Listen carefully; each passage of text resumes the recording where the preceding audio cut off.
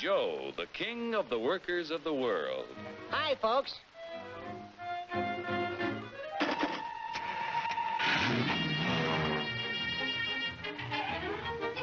Joe's the king because he can buy more with his wages than any other worker on the globe.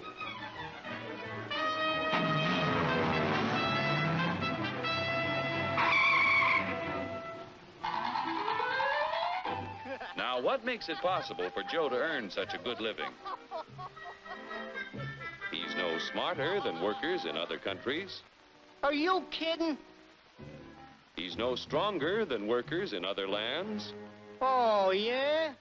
Well, just watch me.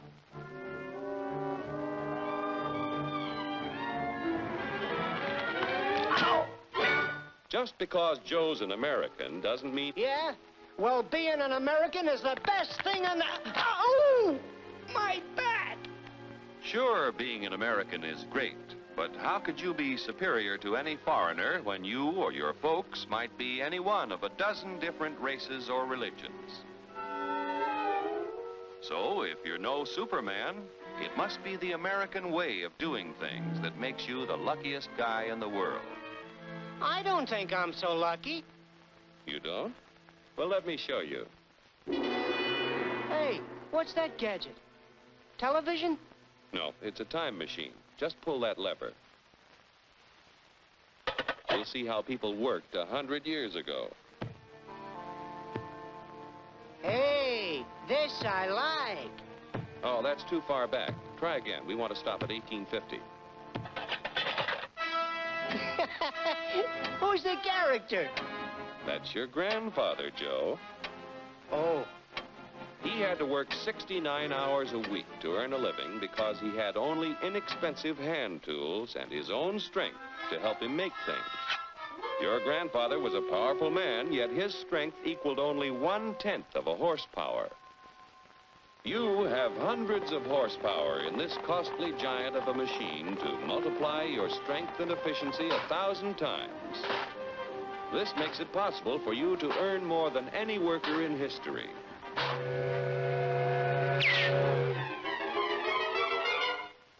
And still have leisure time each day to enjoy life. So I'm lucky. But what about the rich guy who does nothing while I do the work? True, there are rich people who contribute nothing. And there are poor people who contribute the same. But most of the invested capital that buys the tools you use comes from your fellow Americans. 40 million of us have money in the banks. 70 million of us own insurance policies.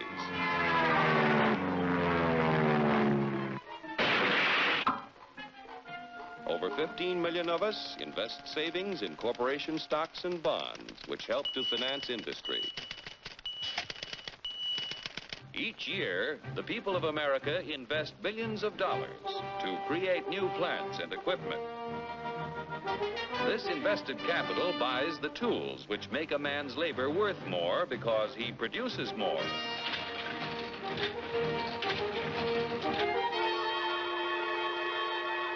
In China, for example, where there is practically no capital available for investment in plants or tools, a man's labor is not worth very much. A coolie takes 10 days to move 10 gallons of kerosene 100 miles at a freight cost of 10 cents a gallon. An American railroad worker takes only 2 hours to move 100,000 gallons of kerosene 100 miles at a freight cost of 1 cent a gallon. The coolie makes 10 cents a day. An average American railroad worker makes $10 a day, or 100 times more than the coolie. The average railroad worker has the benefit of a $20,000 investment in equipment. The Chinese coolie's equipment is worth only 10 cents. With constant improvement in expensive tools and the skill to use them, the value of any man's labor can be multiplied many times. Naturally, the people in this country who invest their savings with industry expect dividends. No dividends, no investments. Without new capital each year to finance new plants, tools, and equipment, labor and management would soon find themselves in pretty bad shape. Yeah, without capital to buy new tools, I might not do so good. But look what a new invention did to my grandpa. For 25 years, he knocks his brains out in the wagon works. Then along comes the gas buggy. Need I tell you what happened to Grandpop?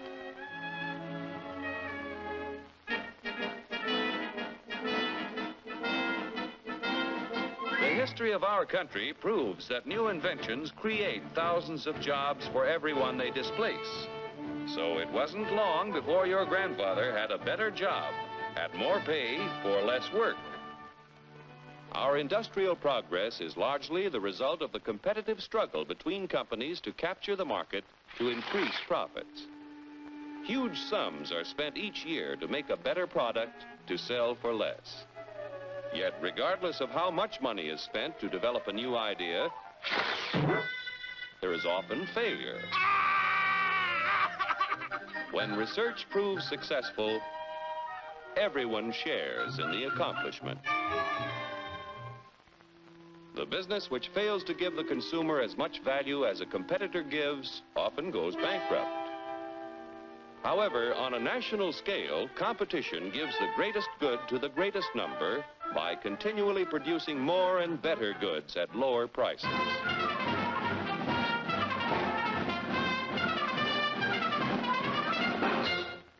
The American way of doing things makes it possible for more people to own their own homes.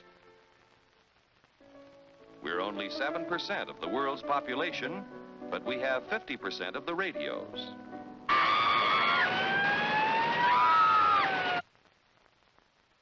We have 54% of the world's telephones.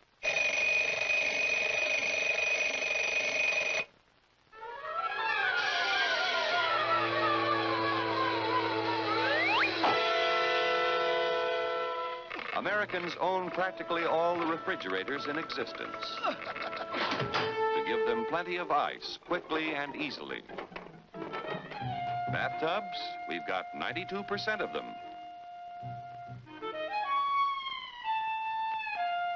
Most of us have the leisure time to enjoy the peace and quiet of the beautiful countryside as we drive about in 72% of the world's automobiles. I told you to turn at the last corner. You don't eat it. You eat it. I don't like it. I want a candy bar. Under the protection of our freedoms, American labor, management, and capital, the greatest production team in the history of mankind, have made the United States the industrial master of the world. Capital must continue to provide industry with the funds to create new tools and plants. Labor and management must continue to increase the production of better goods at lower prices so that more people will be able to buy the things that make life easier and happier for all of us. Then Joe will continue to be the king of the workers of the world. You said it, brother.